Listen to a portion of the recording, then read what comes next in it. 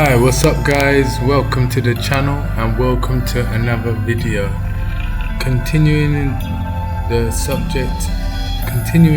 the subject of renewable energy level 3. We're going to be talking about systems and maintenance. All systems, whether they're computer systems, any kind of system, needs maintenance. Make sure things is running smoothly, efficiently and properly. So with a solar system,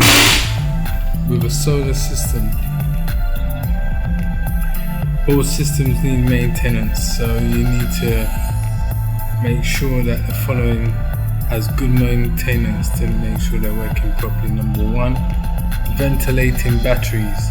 When you ventilate the batteries, that will definitely give them an efficient, smooth running of your system. Air has to be able to reach the batteries. They can't be covered up or stored away in some place where there's no air. Reporting hazards is number 2. Reporting hazards. Number 3, communicating with supervisors. And number 4, seek how to conduct proper maintenance.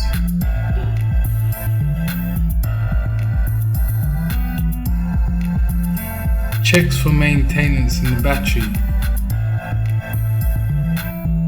When it comes to renewable energy, the battery needs maintenance specifically for itself alone as a component, and you need to measure the volts of the level of the voltage, measure the voltage levels, shall I say, measure the electrolyte levels.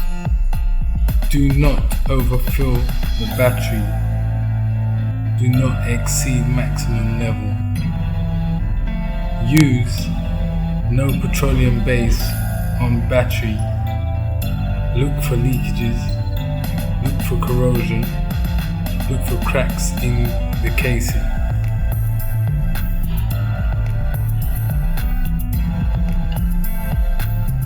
In cases where the system is not working,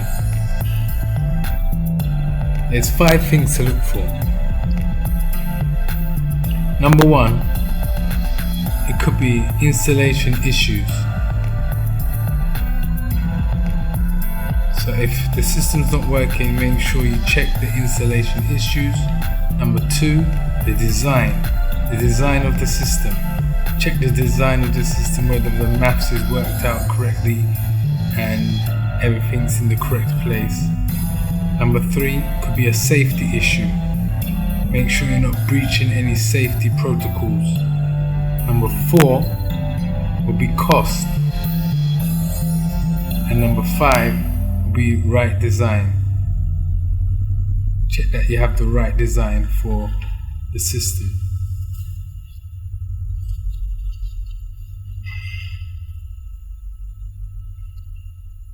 Going over some tests that you need to do when you have a solar system or when you're installing a solar system. There's 3 tests that I'm just gonna list that you may need to look up on the subject of in your spare time, just to go over and make yourself more familiarized with the terminologies and what they mean. Here we are with the first one, continuancy test, and that is to make sure that there's no breakages in the wires. Polarity test and insulation resistance test.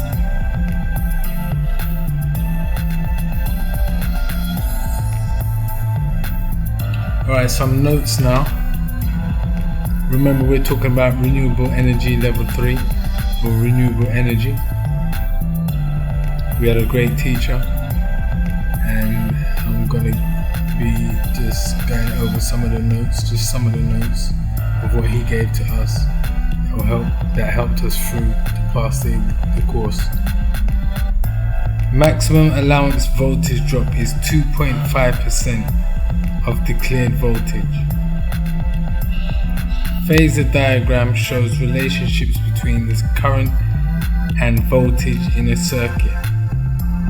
In a pure resistive circuit, the current I and the voltage V are in phase.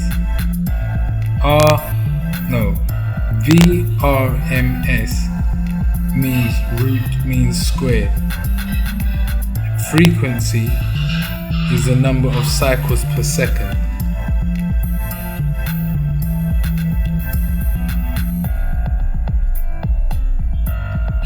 Now we're going to have a look at resistance of the conductor. The resistance of the conductor offers to a flow of current is determined by three factors. Number one is the length of the conductor. Number two is the cross-sectional area. And number three is the type of material used.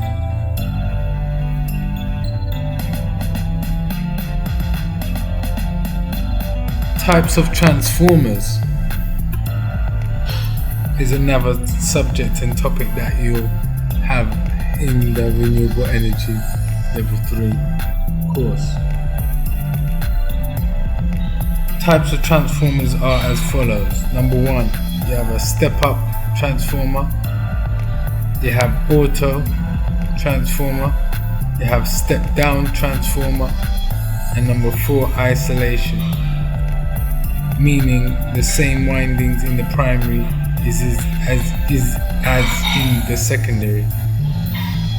I'm giving you some of these terms that you can look up for yourself. You could just Google them and you'll find out more on some of these topics if you need more information. So what to look for in a transformer? What to look for in a transformer is number one, the input voltage. Number two, the output voltage. And number three, the power rating.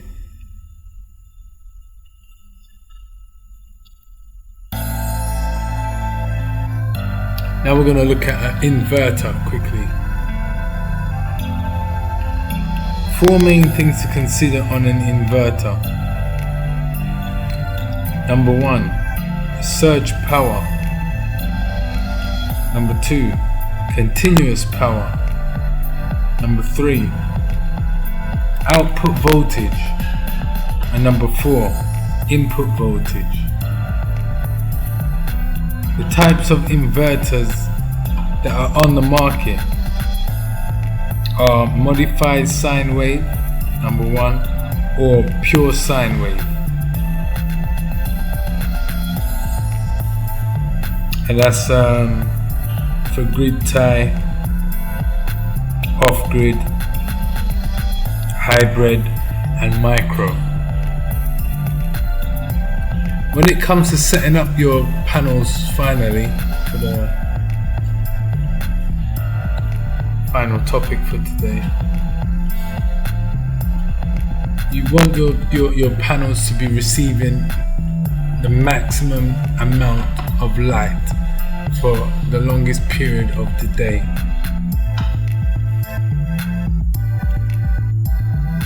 Now in different countries this will vary obviously.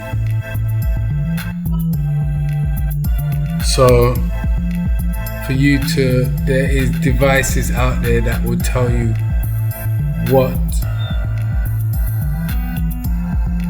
the amount of hours are where the sun is in the highest point of the day for your country, or it can determine that, or it can let you know, or you could just Google it and see what comes up.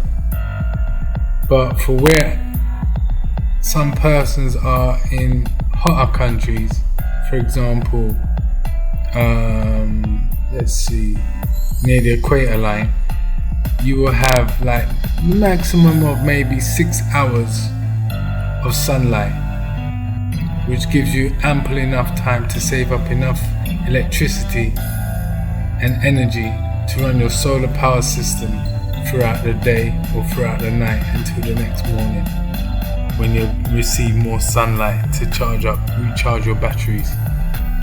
And you want them to be facing your panels, solar panels, to be facing the direction of the sun where it is the hottest and the longest for the longest part of the day.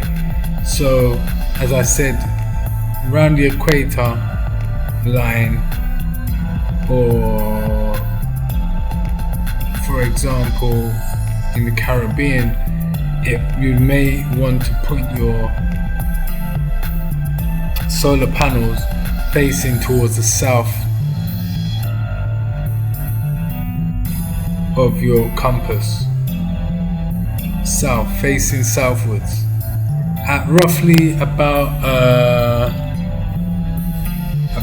30 to 45 degree, 17, 30 or 45 degree. So you want to face them facing southwards at around in between 20 to 45 degree, I'd say. 30 degree maybe should be fine enough.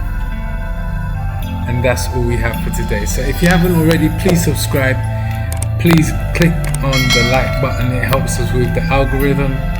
And if you haven't already, do subscribe. And please stay posted for more videos on renewable energy.